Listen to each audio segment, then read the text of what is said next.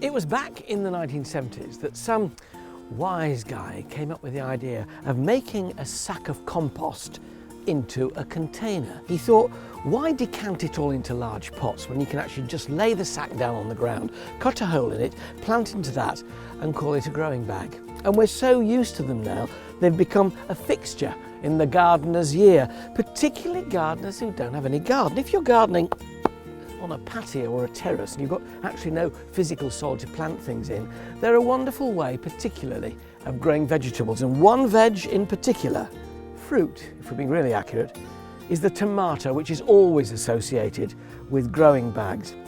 Get them as fresh as you possibly can. Try to check that the bag you buy hasn't been hanging around for too long. And when you get it, jiggle it around a bit on your patio or your doorstep or wherever you want to grow it. Even in a greenhouse, you can grow them on the soil borders if that soil has got rather tired. Lay the bag down and cut open these squares. Now, you can cut right the way around there and pull this off, or you can do this rather nifty trick.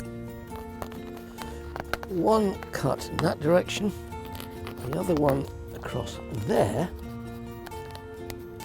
and then just fold these flaps under and you make that square aperture into which you can plant your tomato. Just ease that compost with your fingers to open it up a little. It does tend to get a bit compacted inside the sack. And then choose your plants. This is about the right size and height for a tomato plant to be planted at. Much taller than this and you'll find they're getting a bit too floppy. They're going to need supports as they grow anyway, but this is the perfect height. This particular one, you get tomatoes in all colours now. This one is a chocolate cherry, so it's bite-sized but chocolate coloured. They taste just the same as the red ones, don't worry. This one here is a beefsteak. You can see these wonderful lobed fruits. Great chunky tomato that you can slice and put in sandwiches or salads. But what you will also find nowadays are grafted plants.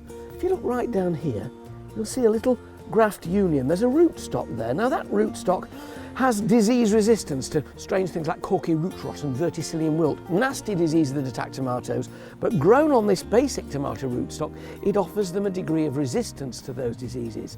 It also, as you'll notice here, makes them fruit earlier. Somehow this energy coming from below produces flower trusses like this much, much earlier. And it's a simple matter then.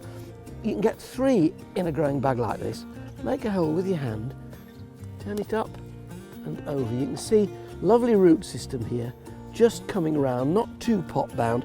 Sink it in and make sure you get it deep enough, because you can always plant them a little bit deeper, tomatoes. They will root from the base of the stem.